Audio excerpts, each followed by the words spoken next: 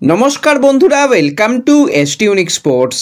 বন্ধুরা, এই ভিডিওতে আমরা কথা বলবো কিছু ফুটবল আপডেট নিয়ে, যেখানে অনেক দিন বাদে আইএসএল এর কিন্তু আমরা আজকে ডবল হেডার ম্যাচ দেখলাম। সেই ম্যাচ নিয়ে কথা বলার সাথে সাথে আমরা আরও কিছু ফুটবল আপডেট এবং ইস্ট বেঙ্গলকে নিয়ে বেরিয়ে আসা বেশ কিছু বড় আপডেট তোমাদের সঙ্গে শেয়ার করে নেব এই ভিডিওতে।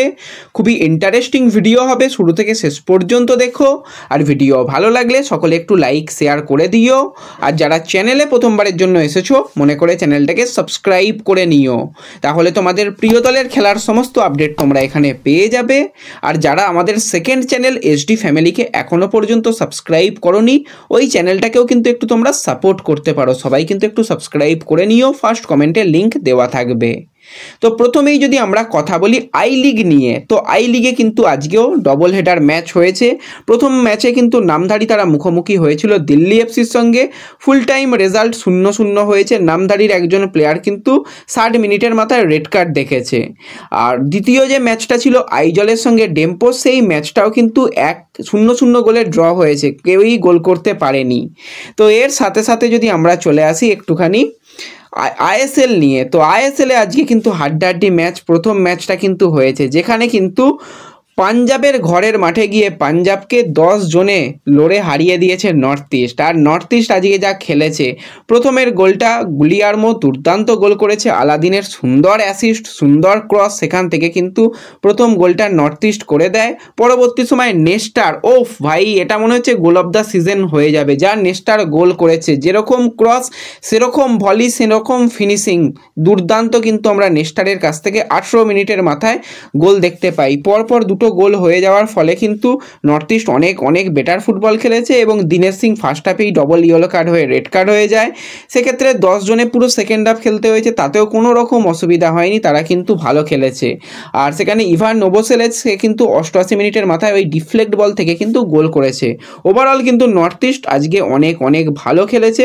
পাঞ্জাব চেষ্টা করেছে, অনেকগুলো শট করেছে, কিন্তু শট অন টার্গেট ওই 8টা রেখেছে। ওভারঅল কিন্তু আজকে একটা হাড্ডাহাড্ডি ম্যাচ হয়েছে এবং নর্থ ইস্ট কিন্তু আজকের ম্যাচেও পুরো 3 পয়েন্ট পেয়ে গেল। এবং আলাদিন, সে কিন্তু এতদিন বাদে যাই হোক থামলো।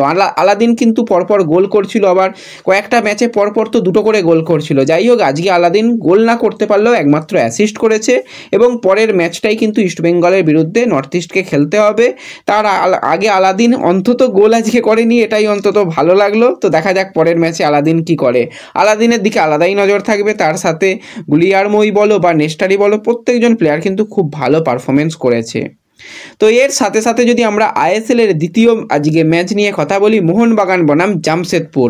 তো মোহনবাগান সুলভ পারফরমেন্স করেছে, জামশেদপুরের কিছু করার ছিল না। পরপর দুটো ম্যাচে 5-10টা গোল হজম করার পরও আজকে 3টে গোল হজম করতে হলো। প্রথমের গোলটা টম, তো সে কিন্তু খুব ভালো ফিনিশিং করেছিল 15 মিনিটের মাথায়। লিস্টনের গোলটা কিন্তু অনেকদিন বাদে একটা ভালো লিস্টনের কাছ থেকে গ্রাউন্ডার গোল দেখতে পেলাম। আর শেষের দিকে জেমি ম্যাকলারেন, ম্যাকাকে তো পুরো বল সাজিয়ে দিয়েছিল, সেক্ষেত্রে মানভিরে, আর সেখান থেকে বলটা খালি গোলে রাখা দরকার ছিল, সেখান থেকে গোলে বল রাখে এবং গোল হয়ে যায়। 3-0 গোলে কিন্তু মোহনবাগান জিতে গিয়ে পয়েন্ট টেবিলের 1 নম্বর জায়গায়। গোল ডিফারেন্স ভালো থাকার দরুন 8 ম্যাচে 17 পয়েন্ট নিয়ে পয়েন্ট টেবিলের 1 নম্বর জায়গায় মোহনবাগান চলে এলো। তো এর সাথে সাথে আমরা যদি এবার ইস্ট বেঙ্গলকে নিয়ে খবর বলি, তার আগেই একটুখানি খাবড়াকে নিয়ে আপডেট তোমাদের শেয়ার করে দিই। খাবড়াকে নিয়ে কিছুদিন আগেই জানিয়েছিলাম, খাবড়া কিন্তু পরবর্তী সময় কোচিংয়ের দিকে যেতে চলেছে। আজকে অফিসিয়ালি দিল্লি এফসির তরফ থেকে কোচিং স্টাফ হিসাবে খাবড়াকে নিযুক্ত করা হয়েছে, সেটা কিন্তু অফিসিয়াল অ্যানাউন্সমেন্ট এসে গেছে। খাবড়া কিন্তু এবার গুরু দায়িত্ব পেয়ে গেল কোচ হিসাবে। তো দেখা যাক খাবড়া কীরকম কোচিং করায়, সেই দিকে আমাদের নজর থাকবে। তার সাথে সাথে কার্লোস জ্যামিনেজ স্যাnchez, কার্লেস কোয়াদ্রাতের ফিটনেস কোচকে নিয়ে অনেক দিন ধরেই অনেক রকম তোমরা প্রশ্ন করছিলে যে কি ব্যাপার, সে আবারও ইস্টবেঙ্গল শিবিরে কেন। দেখো, সত্যি কোনো আপডেট ছিল না। আজকে যেরকমটা আপডেট এসেছে, কার্লোস জ্যামিনেজ স্যাnchez, তাকেও কিন্তু ছেড়ে দিতে চেয়েছিল ম্যানেজমেন্ট। কথাবার্তা বললেও সে কিন্তু তার পুরো যেটা টাকা দাবি করেছে, ওই আর্থিক ক্ষতিপূরণ ইস্টবেঙ্গল দেবে না বলে তারা সিদ্ধান্ত নেয় এবং কার্লোস জ্যামিনেজ স্যাnchez-কে ফিরিয়ে এনেছে। কিন্তু সে কিন্তু ইস্টবেঙ্গলের সিনিয়র দলের জন্য নয়, ইস্টবেঙ্গলের রিজার্ভ টিম বা ইস্টবেঙ্গলের যে ইউথ টিম সেই টিমের ফিটনেসের দায়িত্বে থাকবে।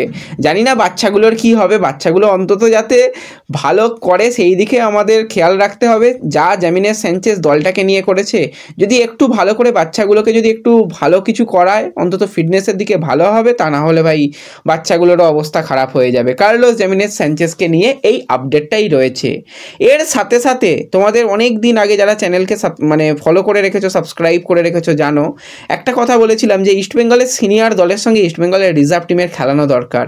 সেখানে ইস্টবেঙ্গলের রিজার্ভ টিম অনেক ভালো পারফরমেন্স করবে। আজকে কিন্তু ক্লোজ ডোর সেরকমই একটা ম্যাচ হয়েছে এবং ইস্টবেঙ্গলের রিজার্ভ টিম এবং ইস্টবেঙ্গলের সিনিয়র টিমের ফুটবল খেলা হয়েছে। সেখানে কিন্তু ইস্টবেঙ্গলের রিজার্ভ টিম যথেষ্ট ভালো খেলেছে।